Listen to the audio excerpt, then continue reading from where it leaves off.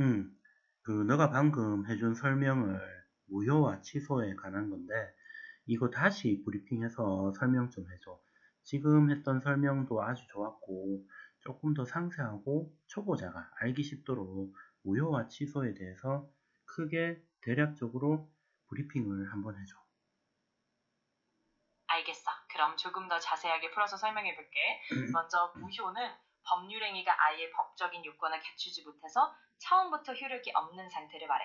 예를 들어 법률행위의 대상이 불가능하거나 행위자가 법적으로 미성년자라서 의사능력이 없는 경우 등이 있어. 이런 경우엔 누구나 무효를 주장할 수 있고 법원이 직권으로도 무효를 선언할 수 있어. 반면에 취소는 법률행위가 일단 유효하게 이루어졌지만 나중에 특정한 사유, 예를 들면 의사표시의 착오, 강박, 사기 등으로 인해 그 행위를 취소할 수 있는 권리가 생기는 거야. 취소는 권리를 가진 당사자가 직접 취소 의사를 표시해야 하고 취소권이 소멸하면 더 이상 취소할 수 없다는 점이 특징이야. 이렇게 무효와 취소는 법률행위의 효력을 다루는 방식에서 차이가 있으니까 이 두 개념을 명확히 구분하는 게 중요하지. 그러면 제137조 법률행위의 일부 무효, 법률행위의 일부분이 무효인 때에는 그 전부를 무효로 한다. 그러나 그 무효 부분이 없더라도 법률행위를 하였을 것이라고 인정될 때에는 나머지 부분은 무효가 되지 아니한다. 이 내용에 대해서 너가 설명을 좀 해줘. 좋아. 민법 제137조의 내용은 법률행위의 일부가 무효일 때 그 전체가 무효가 되는지 아니면 일부만 무효가 되고 나머지는 유효한지를 다루는 거야. 일단 법률행위의 일부가 무효라면 원칙적으로 그 전체가 무효가 되는 경우가 많아. 즉 일부 무효가 전체 무효로 이어지는 경우지. 하지만 만약 그 무효 부분이 없더라도 법률행위를 했을 것이라고 인정된다면 그 나머지 부분은 무효가 되지 않고 유효하게 유지될 수 있어. 쉽게 말해서 법률행위의 일부가 무효라고 해서 반드시 전체가 무효가 되는 건 아니고 그 무효 부분이 법률행위의 핵심적인 부분이 아니라면 나머지 부분은 그대로 유효할 수 있다는 거야. 이걸 통해 법률행위의 효력을 좀 더 유연하게 판단할 수 있게 되는 거지. 그러면 쉽게 말하면 일부분이 무효면 전부가 무효가 된다. 근데 일부분이 무효인 그 부분이 없어도 그 법률 행위를 했을 거라고 인정이 될 때는 나머지는 무효가 되지 않는다. 그 말인 거지. 그러니까 일부분이 무효면 전부가 무효인데, 하지만 일부분이 없어도 이 행위를 했을 거라고 인정될 때는 유효라는 얘기잖아요. 맞아. 정확하게 이해한 거야. 결국 일부가 무효라고 해서 무조건 전체가 무효가 되는 건 아니고 그 무효 부분이 없더라도 그 행위를 했을 것이라고 판단되면 나머지 부분은 유효하게 남는다는 거지. 이렇게 함으로써 법률행위의 효력을 좀 더 유연하게 판단할 수 있게 되는 거야. 요거 예를 들자면 어떤 상황이 있을까? 좋은 예로 만약에 어떤 계약에서 특정 조항이 법적으로 무효라면 그 조항만 따로 떼어내고도 계약 전체가 여전히 유효할 수 있어. 예를 들어 계약의 주요 목적이 다른 조항들에 의해 충분히 달성될 수 있다면 그 무효 조항이 전체 계약의 효력을 막지 않는다는 거지. 반대로 그 무효 조항이 계약의 핵심적인 부분이라면 전체 계약이 무효가 될 수도 있는 거고 이런 식으로 상황에 따라 유연하게 판단할 수 있다는 거야. 알겠어. 그러면 제138조 무효행위의 전환, 무효인 법률행위가 다른 법률행위의 요건을 구비하고 당사자가 그 무효를 알았더라면 다른 법률행위를 하는 것을 의욕하였으리라고 인정될 때에는 다른 법률행위로서 효력을 가진다. 이게 요건을 구비하는 거라고 구비한다는 말하고 의욕한다는 말하고 이런 용어도 생소하고 그러고 이 138조 전체에 대해서 너가 좀 설명을 좀 해줘봐. 이게 완전 초보자가 들어도 이해할 수 있도록 설명을 좀 해줘. 알겠어. 그럼 아주 쉽게 풀어서 설명해 볼게. 민법 제137조는 무효인 법률행위가 다른 법률행위의 요건을 충족할 때 그리고 당사자가 그 무효를 알고 있었다면 그 법률행위를 다른 유효한 법률행위로 전환할 수 있다는 내용이야. 여기서 요건을 구비한다는 건 무효인 행위가 다른 유효한 법률행위로 전환될 수 있는 조건에 갖추었다는 의미야. 예를 들어 무효인 계약이지만 그 계약의 목적이나 내용이 다른 유효한 계약과 충분히 일치한다면 그 무효인 계약을 유효한 계약으로 바꿀 수 있다는 거지. 그리고 의혹한다는 건 당사자가 그 무효 사실을 알고 있었다면 애초에 다른 유효한 법률 행위를 했을 것이라는 의미야. 즉 무효인 행위가 유효한 행위로 바뀌는 데 있어서 당사자의 의도나 상황을 고려해서 판단하는 거지. 결론적으로 제137조는 무효인 법률 행위라도 조건이 충족되고 당사자의 의도가 인정된다면 그 무효 행위를 유효한 행위로 바꿀 수 있다는 유연성을 보여주는 거야. 이렇게 하면 법률 관계가 좀 더 합리적으로 유지될 수 있는 거지. 이 138조의 그 예를 초등학생도 이해할 수 있게 좀 예를 들어서 설명해 줄 수 있겠어?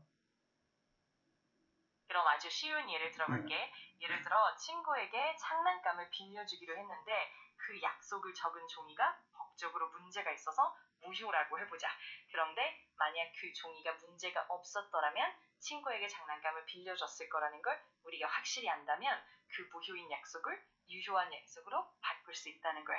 즉, 그 무효인 약속이 없었더라도 친구에게 장난감을 빌려주었을 거라는 점을 고려하면 결국 그 무효인 약속도 유효한 약속으로 인정될 수 있다는 거지. 이렇게 하면 법적으로 문제가 있는 약속이라도 결국 원래 의도대로 이루어질 수 있다는 뜻이야. 알겠어. 139조 무효행위의 추인. 무효인 법률 행위는 추인하여도 그 효력이 생기지 아니한다. 그러나 당사자가 그 무효임을 알고 추인한 때에는 새로운 법률 행위로 본다. 이것도 초등학생이 이해하기 쉽도록 예를 들어서 상세하게 설명해줘. 좋아, 그럼 초등학생도 쉽게 이해할 수 있도록 예를 들어볼게. 예를 들어 친구에게 비밀을 지키겠다고 약속을 했는데 그 약속이 법적으로 무효라면 그 약속을 아무리 다시 인정하려고 해도 그 약속은 효력이 생기지 않는다는 거야. 하지만 만약 친구가 그 약속이 무효라는 걸 알고도 그래도 그 약속을 받아들이고 인정한다면 그때는 그 약속이 마치 새롭게 유효한 약속처럼 인정될 수 있다는 거지. 즉 무효인 약속을 다시 인정해도 원래는 효력이 없지만 그 약속이 무효라는 걸 알고도 받아들인다면 그때는 그 약속이 유효하게 바뀔 수 있다는 의미야. 이렇게 하면 법적으로도 좀 더 합리적으로 상황을 판단할 수 있게 되는 거지. 140조 법률행위의 취소권자. 취소할 수 있는 법률행위는 제한능력자, 착오로 인하거나 사기 강박에 의하여 의사표시를 한 자, 그의 대리인 또는 승계인만이 취소할 수 있다. 이 내용에 대해서 너가 좀 쉽게 설명해줘. 알겠어. 그럼 쉽게 풀어서 설명해볼게. 민법 제140조는 어떤 법률행위를 취소할 수 있는 사람이 누군지를 말하는 거야. 쉽게 말해서 법률행위를 한 사람이 그 행위를 취소할 수 있는 권리를 갖고 있다는 뜻이지. 예를 들어 어떤 사람이 미성년자라서 충분히 판단 능력이 없거나 혹은 착오가 있거나 사기나 강박에 의해 잘못된 의사표시를 했다면 그 사람이나 그 대리인 또는 그 사람의 상속인만이 그 법률행위를 취소할 수 있다는 거야. 즉, 그 법률행위에 문제가 있는 당사자나 그를 대신하는 사람, 그리고 그 사람의 상속자만이 그 행위를 취소할 수 있다는 거지. 이렇게 함으로써 공정하게 권리를 보호하는 거야. 141조 취소의 효과. 취소된 법률행위는 처음부터 무효인 것으로 본다. 다만 제한능력자는 그 행위로 인하여 받은 이익이 현존하는 한도에서 상환할 책임이 있다. 요 내용도 좀 설명해줘. 좋아. 그럼 쉽게 풀어서 설명해볼게. 민법 제141조는 취소된 법률행위에 대해 말하는데 쉽게 말하면 한번 취소된 법률행위는 처음부터 아예 효력이 없었던 것으로 본다는 거야. 하지만 만약에 취소된 행위를 한 사람이 미성년자처럼 제한 능력이 있을 경우에는 그 행위로부터 얻은 이익은 일정한 범위 안에서 되돌려줘야 한다는 거지. 그러니까 취소된 뒤에도 제한 능력자가 받은 이익은 그 한도 내에서만 돌려주면 된다는 의미야. 결국 취소가 되면 그 법률행위는 처음부터 없었던 것으로 보고 제한 능력자는 그 행위로 얻은 이익을 일정 범위에서만 돌려주면 된다는 점을 기억하면 돼. 그게 현존하는 한도에서 상환할 책임이라는 거지. 맞아, 정확해. 결국 그 이익을 돌려주는 데 있어서 제한 능력자가 실제로 가지고 있는 현존하는 재산 한도 내에서만 책임을 진다는 거야. 그러니까 그 사람이 가진 재산 범위 안에서만 이익을 반환하면 된다는 뜻이지. 이렇게 해서 공정하게 보호하는 거라고 보면 돼. 그 취소의 상대방은 142조 취소할 수 있는 법률 행위의 상대방이 확정한 경우에는 그 취소는 그 상대방에 대한 의사 표시로 하여야 한다. 이게 이제 취소를 하려면 상대방한테 의사 표시로 해라 이 말인 거지. 맞아, 정확하게 이해했어. 결국 취소를 하려면 그 법률행위의 상대방에게 직접 의사표시를 해야 한다는 의미야. 그러니까 취소 의사를 상대방에게 분명히 전달해야 그 법률행위가 효력을 잃게 되는 거지. 이렇게 함으로써 서로 간의 명확한 의사소통을 통해 공정하게 절차를 진행하자는 거야. 제143조 추인의 방법 효과 취소할 수 있는 법률 행위는 제140조에 규정한 자가 추인할 수 있고 추인 후에는 취소하지 못한다. 전조의 규정은 전항의 경우에 준용한다. 140조에 규정한 자라고 하면 그 제한 능력자, 착오로 인하거나 사기 강박에 의하여 의사표시를 한 자, 그의 대리인 또는 승계인만이 취소할 수가 있다고 하는데 이 140조에 규정한 자가 추인할 수 있다고 한다면 이 사람들이 그 추인하고 추인한 뒤에는 취소를 못한다 이 말인 거야. 맞아, 정확하게 이해한 거야. 결국 제140조에 해당하는 사람들, 그러니까 제한능력자나 착오, 사기, 강박으로 인해 의사표시를 한 사람, 그리고 그들의 대리인이나 상속인만이 취소를 할 수 있어. 그런데 일단 한번 취소를 했다면 그 이후에는 다시 취소할 수 없다는 의미야. 즉, 한번 취소를 확정하면 더 이상 뒤집을 수 없다는 거지. 이렇게 함으로써 법률 관계의 안정성을 유지하는 거라고 보면 돼. 144조 추인의 요건, 추인은 취소의 원인이 소멸된 후에 하여야만 효력이 있다. 제1항은 법정 대리인 또는 후견인이 추인하는 경우에는 적용하지 아니한다. 요 내용도 설명을 좀 해줘. 그럼 쉽게 설명해 볼게. 민법 제144조는 취인을 할 때의 조건을 말하는 거야. 쉽게 말하면 취소를 할 때는 먼저 그 취소 사유가 완전히 없어져야만 취인이 효력이 있다는 거지. 예를 들어 착오나 사기, 강박 같은 문제가 해결된 뒤에야 비로소 취소를 확정적으로 할 수 있다는 뜻이야. 다만 제1항에서 말하는 법정 대리인이나 후견인이 취인하는 경우에는 이 조건이 적용되지 않는다는 거야. 즉 법정 대리인이나 후견인이 취인을 하는 상황에서는 그 사유가 없어질 필요 없이 바로 취인이 가능하다는 의미지. 이렇게 해서 취인을 할 때의 조건과 예외를 명확히 하는 거야. 145조 법정 추인 취소할 수 있는 법률 행위에 관하여 전조의 규정에 의하여 추인할 수 있는 후에는 다음 각호의 사유가 있으면 추인한 것으로 본다. 그러나 이의를 보류한 때에는 그러하지 아니하다. 1. 전부나 일부의 이행 2. 이행의 청구 3. 경계 4. 담보의 제공 5. 취소할 수 있는 행위로 취득한 권리의 전부나 일부의 양도 6. 강제 집행 이 법정 추인이라는 게 잘 이해가 안 돼. 설명을 좀 해주고 그러고 이제 이 각호의 사유가 도대체 어떤 사유인 건지 이거를 이제 실제 예를 좀 들어서 너가 상세하고 알기 쉽게 설명을 좀 해줬으면 좋겠어. 초등학생도 이해할 수 있도록 설명하면 더 좋을 것 같아. 알겠어. 그럼 쉽게 풀어서 설명해 볼게. 법정 추인이라는 건 취소할 수 있는 법률 행위에 대해 어떤 특정한 행동이나 상황이 생기면 그 행동으로 인해 마치 취소를 한 것처럼 간주한다는 뜻이야. 즉, 별도로 취소 의사를 표시하지 않더라도 특정 상황이 발생하면 그 법률 행위는 취소된 것으로 보게 되는 거지. 이제 각 조항의 사유를 예를 들어보면 1. 전부나 일부의 이행. 예를 들어 상대방이 약속한 것을 다 이행하거나 일부라도 이행했다면 그 법률 행위는 취소된 것으로 간주해. 잠깐만. 그거 전부나 일부의 이행을 하면 취소된 게 아니고 추인한 걸로 보는 거 아니야? 맞아. 그게 핵심이야. 그러니까 전부나 일부를 이행하면 그 행위가 취소된 게 아니라 오히려 그 법률 행위를 인정한 것으로 보는 거지. 그래서 법정 추인은 단순히 취소를 한 것처럼 간주하는 게 아니라 어떤 특정한 상황에서 그 법률행위를 이미 인정한 것으로 보는 거라고 생각하면 돼.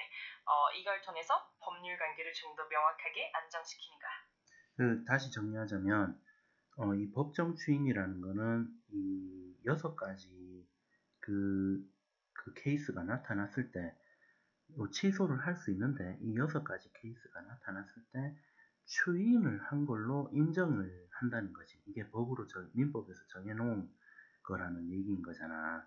이 전부나 일부의 이행, 이행의 청구, 경계, 담보의 제공, 취소할 수 있는 행위로 취득한 권리의 전부나 일부의 양도, 강제 집행. 이 6가지가 그 행위가 나타나면 자동으로 추인한 걸로 인정되는 거잖아. 다시 한번 너가 설명을 해줘. 맞아, 정확하게 정리한 거야. 결국 법정 추인이라는 건 민법에서 정해둔 그 6가지 상황이 발생하면 별도로 취소 의사를 밝히지 않아도 그 법률 행위를 이미 추인한 것으로 간주한다는 뜻이야. 즉 전부나 일부를 이행한다든지 상대방에게 이행을 요구한다든지 담보를 제공한다든지 하는 식으로 그 법률 행위와 관련된 행동이 나타나면 그 행위는 마치 취소를 한 것처럼 인정되는 거지. 이런 식으로 법률 관계를 안정적으로 유지하려는 취지라고 보면 돼. 146조 취소권의 소멸. 취소권은 추인할 수 있는 날로부터 3년 내에 법률 행위를 한 날로부터 10년 내에 행사하여야 한다. 이것도 설명해줘. 좋아, 그럼 쉽게 설명해 볼게. 민법 제146조는 취소권이 언제 소멸되는지를 규정한 거야. 쉽게 말해서 취소할 수 있는 권리는 2가지 기간 안에 행사해야 한다는 뜻이지. 첫 번째로 취소할 수 있는 날, 즉 그 사유를 알게 된 날로부터 3년 이내에 취소권을 행사해야 해. 그리고 두 번째로 법률 행위를 한 날로부터는 10년 이내에 그 취소권을 행사해야 한다는 거야.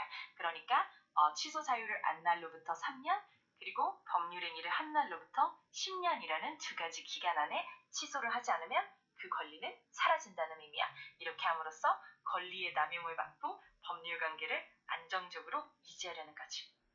지금까지 그 민법 제4절 무효와 취소, 민법 제137조부터 146조까지 이야기를 했는데 전체적으로 브리핑하고 주택관리사 시험에서 어떻게 문제가 나오는지 너가 설명을 좀 해줄 수 있겠어?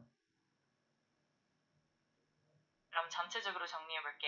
우선 취소와 취소는 법률행위의 효력에 대한 2가지 핵심 개념이야. 취소와 취소가 아니고 무효와 취소로 하는데 너 무효와 취소 정확하게 대답 안 하고 있어. 정확하게 구분해서 대답해줘. 알겠어. 그럼 무효와 취소를 명확하게 구분해서 정리해볼게. 무효는 법률행위가 처음부터 법적 요건을 갖추지 못해서 효력이 아예 없는 상태를 말해. 그래서 누구나 무효를 주장할 수 있고 법원이 직권으로도 무효를 선언할 수 있어.